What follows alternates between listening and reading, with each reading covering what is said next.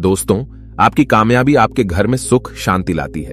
आपका हमेशा मुस्कुराना, हमेशा खुश रहना और स्वस्थ रहना जीवन की बेहतरीन खुशियां देता है और आपको इस दुनिया का सबसे सुखी इंसान भी बनाता है।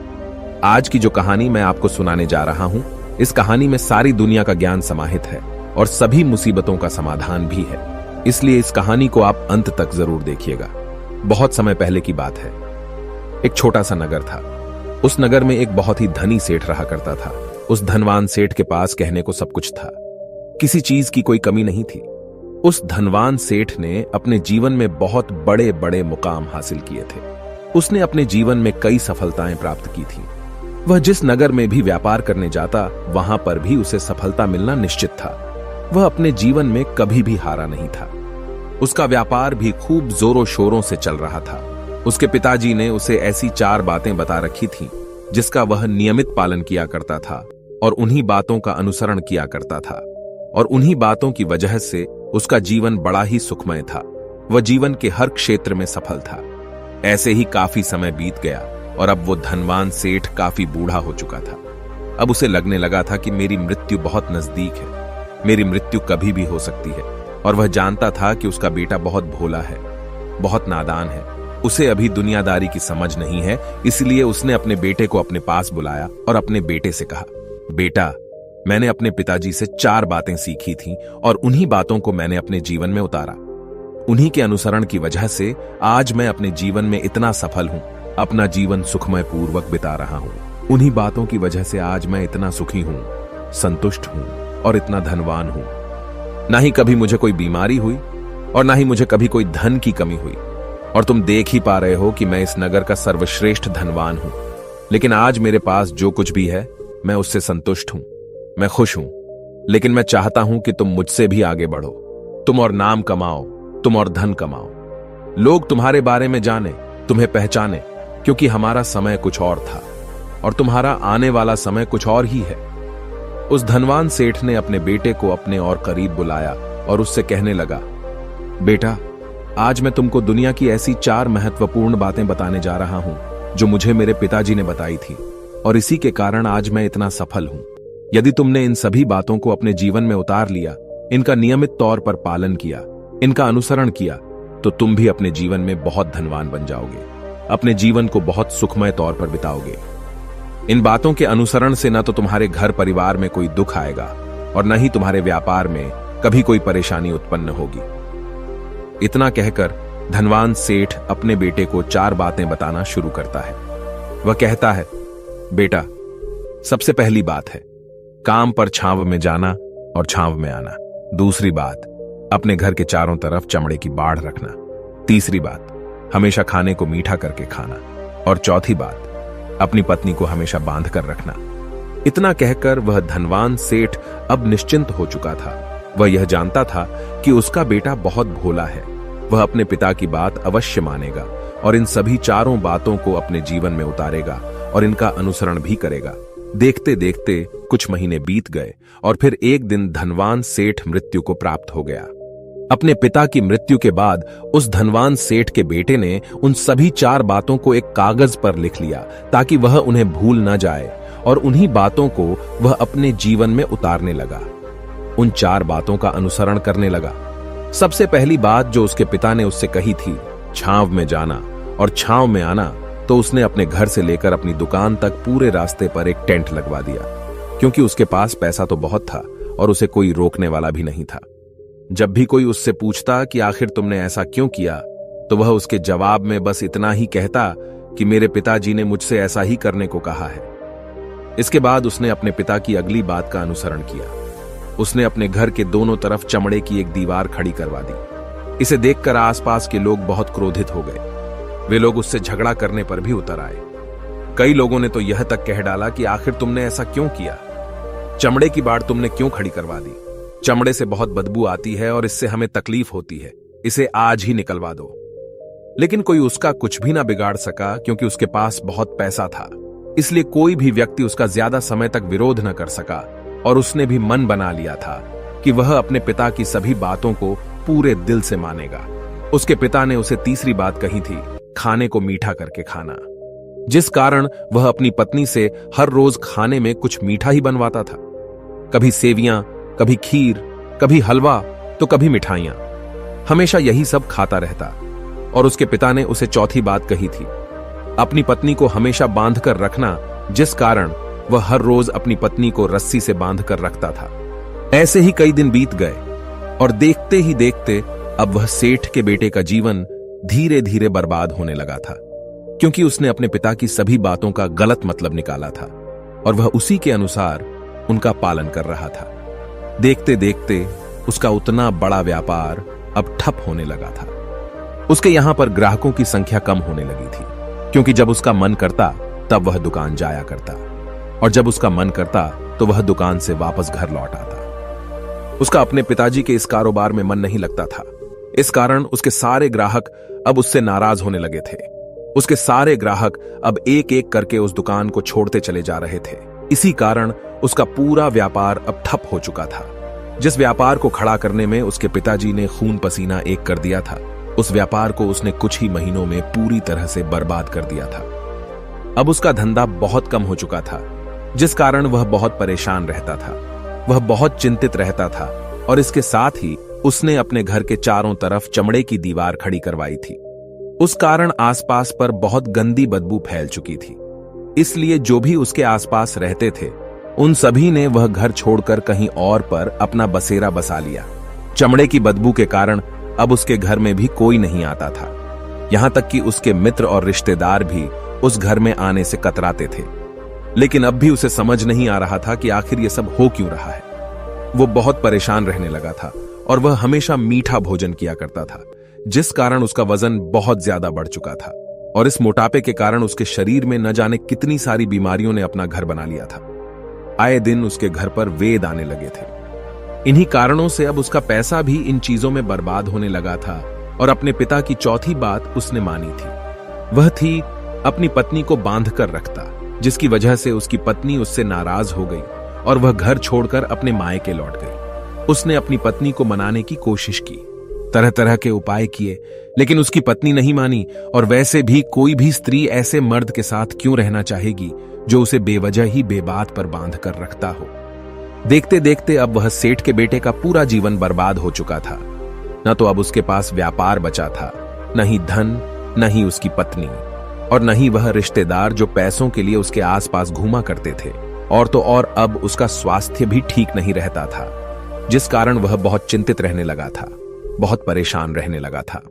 उसे यह सब समझ ही नहीं आ रहा था क्या हो रहा है और क्यों हो रहा है। इन सभी बातों को लेकर तो बहुत परेशान रहता और वह मन ही मन अपने पिताजी को कोसा करता, कहता, पिताजी आपने तो मेरा पूरा जीवन बर्बाद कर दिया। आपकी उन 4 बातों के कारण आज मुझसे मेरा सब कुछ छिन चुका है। न तो मेरे पास व्यापार रहा, न ही धन दौलत, न ही वह रिश्तेदार, न ही मेरी पत्नी, और यहां तक कि मेरे स्वास्थ्य ने भी मेरा साथ छोड़ दिया है। आप ही के कारण आज मेरा पूरा जीवन बर्बाद हो चुका है। यदि मैंने आपकी वह 4 बातें न मानी होती, यदि मैंने उन्हें अपने जीवन में न उतारा होता, तो आज मैं एक सुखमय जीवन जी रहा होता। आपकी इन 4 बातों पर चलकर मुझे क्या मिला? मैंने एक आज्ञाकारी बेटे की तरह आपकी सारी बातें भली भांति मानी, उन पर यकीन किया, उनका अनुसरण किया। लेकिन मैं ही मूर्ख था जो मैंने आपकी उन बातों पर आंख बंद करके यकीन कर लिया। इतना कहकर वह फूट फूट कर रोने लगा। तभी उसे एक दिन पता चला कि उसके पास के नगर में एक साधु आए हुए हैं और वह साधु सभी की समस्याओं का हल बताते हैं। चाहे कैसी भी समस्या हो, वह उसका निवारण अवश्य करते हैं। यह सुनकर उसने सोचा कि चलो एक बार मिलकर देखता हूं, हो सकता है कि मेरी भी समस्या का समाधान मुझे मिल जाए। इस आशा के साथ वह उन साधु के पास पहुंचा। वहां पहुंचकर सीधा उनके चरणों में जा गिरा और जोर जोर से रोने लगा। वह कहने लगा, हे गुरुवर, अब आप ही मुझे बचा सकते हैं। मेरे पिताजी ने तो मेरा पूरा जीवन बर्बाद करके रख दिया। आज मेरी जो भी स्थिति है वह सब मेरे पिताजी के कारण ही है। मेरे पिताजी ने मुझे जैसा कहा मैंने वैसा ही किया। हमेशा एक अच्छे बेटे की तरह उनकी सारी बातें मानी, अपने सारे फर्ज निभाए, और देखिए मेरे पिताजी ने मेरे साथ क्या किया। मरते मरते भी वह मुझे गलत बात सिखा गए और उसका खामियाजा मुझे आज भुगतना पड़ रहा है, क्योंकि मैंने उनकी सभी बातों को अपने जीवन में उतारा, उनका अनुसरण किया, और देखिए आज मेरे साथ क्या हो गया। मेरा तो पूरा जीवन ही बर्बाद हो गया। मैं अब तक यह नहीं समझ पाया कि मेरे पिताजी ने मेरे साथ ऐसा क्यों किया। क्या मैंने उनके साथ कुछ गलत किया था? इतना कहकर वह उन साधु के सामने और भी जोर जोर से रोने लगा। तभी वह साधु महाराज उस सेठ के बेटे से कहते हैं, बेटा चुप हो जाओ, पहले मुझे अपनी सारी बात तो बताओ। आखिर तुम्हारे साथ क्या हुआ है? तुम इस तरह से क्यों रो रहे हो? तुम्हारी इस परेशानी का क्या कारण है? उन साधु के इतना कहने पर उस सेठ के बेटे ने पर्ची उन साधु के हाथ में रख दी, जो उसने अपने पिता की मृत्यु के बाद लिख रखी थी, जिसमें उसने अपने पिता की चारों बातें लिखी थी। उन साधु ने पर्ची ली और उसे पढ़ने लगे, और उन्होंने जैसे ही वह पढ़ा, वह जोर जोर से हंसने लगे, और वह उस सेठ के बेटे से कहते हैं, तुम कितने बड़े मूर्ख हो। तुम्हारे पिता ने तो तुम्हें दुनिया का सारा ज्ञान दे दिया, लेकिन तुम उसे समझ नहीं पाए। तुम उसका सही तरह से पालन नहीं कर पाए और कहते हो कि तुम्हारे पिता ने तुम्हें गलत राह दिखाई है, तुमने गलत संदेश दिया है। तुम्हारे पिताजी तो तुम्हारी परीक्षा ले रहे थे कि तुम उनकी बातों को समझ पाते हो या नहीं, तुम उनकी बातों का सही मतलब निकाल पाते हो या नहीं। यदि वह चाहते तो इसका मतलब तुम्हें अच्छी तरह से बता सकते थे, लेकिन वह चाहते थे कि तुम इन बातों का मतलब खुद से जानो, खुद से समझो कि इन बातों का क्या अर्थ है। लेकिन अब तो ऐसा प्रतीत होता है कि मानो तुम्हारी बुद्धि बिल्कुल भ्रष्ट हो चुकी है। तुमसे बड़ा मूर्ख मैंने आज तक नहीं देखा। जिसके पास दुनिया का इतना बड़ा ज्ञान हो, वह भला इतनी बड़ी मूर्खता कैसे कर सकता है? तुम्हारे पास कोई ज्ञान नहीं है, तुमने कोई भी ज्ञान अर्जित ही नहीं किया। अगर तुम इन बातों का सही मतलब समझ चुके होते तो तुम भी अपने जीवन में अपने पिता की तरह ही सफल होते, खुश होते, और तुम्हारा जीवन सुखमय तरह से बीत रहा होता। लेकिन तुम इतने बड़े मूर्ख हो कि तुमने अपने पिता की बातों का गलत मतलब निकाल लिया। उन बातों के मतलब के बारे में तुमने सोचा तक नहीं। उन्होंने जैसा कहा तुमने वैसा करना शुरू कर दिया। यदि तुम्हें उन बातों का अर्थ नहीं पता चल रहा था तो तुम किसी ज्ञानी से मिल सकते थे, तुम उससे उस बात का मतलब निकाल लेते। लेकिन जैसा तुमने अपने पिता की इन बातों को समझा है, इसका मतलब वैसा नहीं है। इस पर वह धनवान सेठ का बेटा कहता है, हे गुरुवर, आप क्या कहना चाहते हैं? क्या मैं अपने पिता की बातों को सही नहीं समझ रहा? और वैसे भी इसमें समझने लायक है क्या? उन्होंने तो सब कुछ साफ साफ ही बताया था और मैंने उन्हें अपने जीवन में उसी तरह से उतार लिया। तो फिर मैंने गलत क्या किया है? इस पर गुरुवर एक बार फिर मुस्कुराने लगे और उस सेठ के बेटे से कहते हैं, बेटा, ये जो बातें लिखी गई हैं, इन बातों के पीछे एक गहरा अर्थ है जिसे तुम समझ नहीं पाए। इसी कारणवश तुमने यह मूर्खता कर दी और इसी कारणवश तुमने अपना पूरा जीवन बर्बाद कर लिया। लेकिन अब भी कुछ नहीं बिगड़ा, अब भी तुम्हारे पास बहुत समय है। यदि तुम चाहो तो अब से मेहनत करके भी तुम अपने जीवन में एक बार फिर से वह खुशहाली व समृद्धि सब कुछ हासिल कर सकते हो। इस पर वह सेठ का बेटा कहता है, ठीक है, कृपया करके मुझे उन चारों बातों का मतलब समझाइए। आखिर उन चार बातों का क्या अर्थ है? इस पर साधु सेठ के बेटे को कहते हैं, तुम्हारे पिताजी ने तुमसे कहा था काम पर छांव में जाना और छांव में आना। इसका मतलब यह है सूर्य निकलने से पहले ही तुम दुकान पर पहुंच जाना और सूर्यास्त होने के बाद ही तुम वापस घर आना, जिससे तुम्हें दुकान पर अधिक से अधिक समय मिल पाएगा। तुम उस काम को अच्छी तरह समझ पाओगे, उस काम को अच्छी तरह से कर पाओगे, उस काम को बढ़ाने में तुम अपना दिमाग लगा पाओगे और तुम अपने काम में तरक्की कर पाओगे। लेकिन तुमने तो इसका गलत ही मतलब निकाल लिया। तुमने तो अपने घर से लेकर दुकान तक एक ऐसा टेंट लगवा दिया जिससे तुम छांव में आ सको और छांव में जा सको। अब तुम ही बताओ, क्या तुमने अपने पिताजी की इन बातों का सही मतलब समझा था? यह सुनकर वह सेठ का बेटा जोर जोर से रोने लगा और कहने लगा, हे गुरुवर, मेरी ही गलती थी। मैंने अपने पिता की इन बातों का गलत मतलब निकाला और इसी कारणवश आज मैं पूरी तरह से बर्बाद हो चुका हूं। मैं ही सबसे बड़ा मूर्ख था। मेरे पिताजी ने तो मुझे इतना महत्वपूर्ण ज्ञान दिया था, लेकिन मैं उस हीरे को पत्थर समझ बैठा। आगे वह सेठ का बेटा उन गुरुवर से कहता है कि गुरुवर, दूसरी बात क्या है, उसका अर्थ क्या है? आगे गुरुवर दूसरी बात का अर्थ समझाते हुए कहते हैं, चमड़े की बाड़ करवाना। इसका अर्थ यह है कि तुम अपने घर में कुत्ता या बिल्ली पालना। जब तुम अपने घर में कुत्ता बिल्ली पाल लोगे तो यह तुम्हारे घर की चारों ओर से रक्षा करेगा, जिससे तुम्हारी धन दौलत पूरी तरह से सुरक्षित रहेगी और तुम बेफिक्र होकर दुकान पर मन लगा सकोगे, बेफिक्र होकर दुकान के कामों को समझ सकोगे और तरक्की कर पाओगे। और तो और तुम्हारे मन में कभी यह भी डर नहीं होगा कि कहीं कोई चोर आकर मेरी संपत्ति न चुरा ले। चमड़े की बाड़ करवाने का असली मतलब यह है, लेकिन तुमने तो चमड़े की बाड़ करवाने का मतलब कुछ और ही निकाल दिया। तुमने तो अपने घर की 2 दीवारों को ही चमड़े से पूरी तरह से भरवा दिया, जिस कारण आसपास गंदी बदबू फैल गई। तुम्हारे आसपास के पड़ोसी भी अपना घर छोड़कर कहीं और चले गए।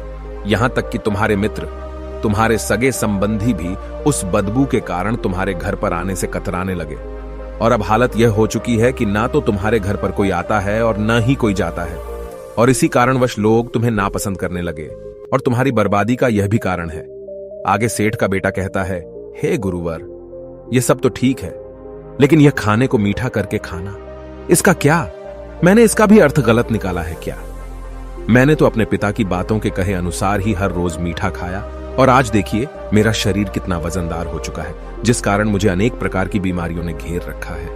क्या मैं इस बात को भी गलत समझ रहा था? इस पर वह साधु उस सेठ के बेटे से कहते हैं, हाँ, तुमने इस बात का भी गलत मतलब ही निकाला है। मीठा करके खाने का अर्थ यह है कि जब भी तुम्हें भूख तेजी से लगे तभी तुम्हें भोजन करना है, न उसके पहले और न उसके बाद। अन्यथा यदि तुम्हें भूख न लगी होगी और तुम्हें भोजन मिल जाए तो तुम उस भोजन की कभी कदर नहीं करोगे। वह रोटी तुम्हें कभी मीठी नहीं लगेगी। फिर चाहे वह भोजन कितना भी स्वादिष्ट क्यों ना हो, चाहे भोजन कितना भी लाजवाब क्यों ना हो, तुम उसकी कदर कभी नहीं कर पाओगे, तुम उसका सम्मान कभी नहीं कर पाओगे। किंतु जब एक व्यक्ति को जोरों की भूख लगी होती है तो उसके सामने यदि तुम सूखी रोटी भी रख दो तो भी वह उसके लिए किसी पंचमेल से कम नहीं है। वह उसे प्रेम पूर्वक खाता है, उसका आदर करता है, उसका सम्मान करता है, और वह रोटी उसे मीठी लगती है। इसीलिए तुम्हारे पिताजी ने यह कहा था कि भोजन मीठा करके खाना, जिससे तुम्हारा स्वास्थ्य भी अच्छा रहेगा। क्योंकि जब एक व्यक्ति को भूख लगी होती है और उस समय पर जब वह भोजन करता है तो वह उसके लिए एक अमृत समान होता है, और वहीं पर जब किसी व्यक्ति को भूख न लगी हो और ऐसे समय पर वह भोजन करता है तो वह उसके लिए विष समान है, वह उसे बहुत नुकसान पहुंचा सकता है। लेकिन तुमने तो इसका भी गलत मतलब निकाला था। तुम हर रोज मीठा खाने लगे, जिस कारण तुम्हारा वजन बढ़ने लगा, और इसी कारणवश तुम्हारे शरीर में अनेक रोग ने अपना घर बना लिया और यह तुम्हें मृत्यु के करीब ले जा रहा था। इसलिए आज से जब भी तुम्हें जोरों की भूख लगे तभी भोजन करना तुम्हारे लिए अत्यधिक फायदेमंद होगा और तुम्हारे शरीर को हमेशा निरोगी बनाने में तुम्हारी मदद करेगा। और जब भी तब भोजन की आवश्यकता न हो, तुम्हें भूख न लगी हो, ऐसे समय पर भोजन कभी ना करना। यह तुम्हारे लिए बहुत नुकसानदायक साबित होगा। और यही तुम्हारी तीसरी गलती थी, जिस कारण तुम्हारा पूरा जीवन बर्बाद हो रहा था। आगे सेठ का बेटा कहता है, चौथी बात तो बिल्कुल साफ लिखी गई है, अपनी पत्नी को हमेशा बांध कर रखना, तो इसका अर्थ भी कुछ और है। क्या मैंने इसका भी गलत मतलब निकाला है? इस पर साधु कहते हैं, हां बेटा, अपनी पत्नी को बांध कर रखने का अर्थ यह नहीं है कि तुम रोज रस्सी से बांध कर रखो, बल्कि इसका अर्थ तो यह है कि जब भी तुम दोनों के बीच में कोई आपसी मतभेद हो जाए, कुछ नोक झोंक हो जाए, तो तुम अपनी पत्नी पर हाथ मत छोड़ना। जब तक एक स्त्री का पति उसके साथ रिश्ते में बंधा होता है तो वह अपने रिश्तों में बंध जाती है और वह अपने रिश्ते को पूर्ण तरीके से निभाने का हर मुमकिन प्रयास करती है। और ऐसे समय पर यदि तुम्हारे बीच कुछ नोक झोंक हो जाए, कुछ गलतियां हो जाए, और ऐसे समय पर तुम उस स्त्री का हाथ नहीं छोड़ते, तो वह तुम्हें छोड़कर कभी नहीं जाएगी। लेकिन इसका अर्थ यह भी नहीं है कि तुम अपनी पत्नी पर अत्याचार करो, बल्कि तुम्हारे पिताजी यहां पर कहना चाहते थे कि जो भी कोई व्यक्ति तुम्हारे साथ किसी रिश्ते में जुड़ा हुआ है, उसे अपने रिश्ते में इस तरीके से बांध लो कि वह तुम्हारे साथ झगड़े और नोक झोंक के बाद भी नुकसान न पहुंचा सके, वह तुम्हारे साथ कुछ गलत न कर सके और तुम्हारा फायदा न उठा सके। अपने रिश्तों को हमेशा बांध कर रखना, उन्हें खुला मत छोड़ना, अन्यथा वह तुम्हारे हाथ से फिसल जाएंगे। और हम में से अधिकांश लोग अपने जीवन में यही गलतियां करते हैं और अपने नए रिश्तों को कभी समय नहीं देते, जिस कारण उनका रिश्ता उतना मजबूत नहीं हो पाता और इसी कारणवश वह अपने रिश्ते से हाथ धो बैठते हैं। और यही गलती तुमने भी की। तुमने तो अपनी पत्नी को बांध कर रखा था, तो भला वह तुम्हें कैसे माफ कर सकती है? और यही कारण है कि वह तुम्हें छोड़कर चली गई। तुमने जो अपनी पत्नी के साथ किया वह माफी के लायक नहीं है, लेकिन तुम्हें अपनी पत्नी से माफी मांगनी चाहिए क्योंकि तुमने गलत किया है। इसलिए जाओ और अपनी पत्नी से माफी मांगो, उसे वापस घर लाओ। और यही वह 4 बातें थीं जो तुम्हें तुम्हारे पिता ने समझाने का प्रयास किया था, लेकिन तुमने इन सभी बातों का गलत मतलब निकाला और इसी कारणवश तुम पूरी तरह से बर्बाद हो गए। किंतु अभी भी तुम्हारे पास बहुत समय है। यदि तुम इन सभी बातों का सही से अनुसरण करते हो तो तुम अपने जीवन में एक बार फिर से वह सब कुछ हासिल कर सकते हो जो तुमने खोया है। ये सारी बातें हमारे जीवन की पूरी परेशानियों का समाधान है। तुम किसी भी तरह से इनको देख सकते हो। यदि तुम कामयाब होना चाहते हो तो तुम्हें मेहनत करनी ही होगी।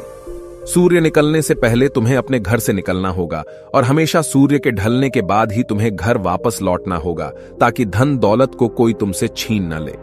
तुम्हें अपने रिश्तों को कुछ इस तरीके से बांधना होगा ताकि वह रिश्ते तुम्हें परेशान न करें, तुम्हें तकलीफ न पहुंचाएं, तुम्हारा फायदा न उठाएं। और हमेशा एक अच्छा और स्वस्थ भोजन करना जब तुम्हें भूख लगी हो, ताकि तुम्हें जो भी सांसें मिली हैं तुम उसे खुशी खुशी जी सको। और अपने रिश्तों को हमेशा बांध कर रखना, उन्हें खुला मत छोड़ना, अन्यथा वह तुम्हारे हाथ से फिसल जाएंगे।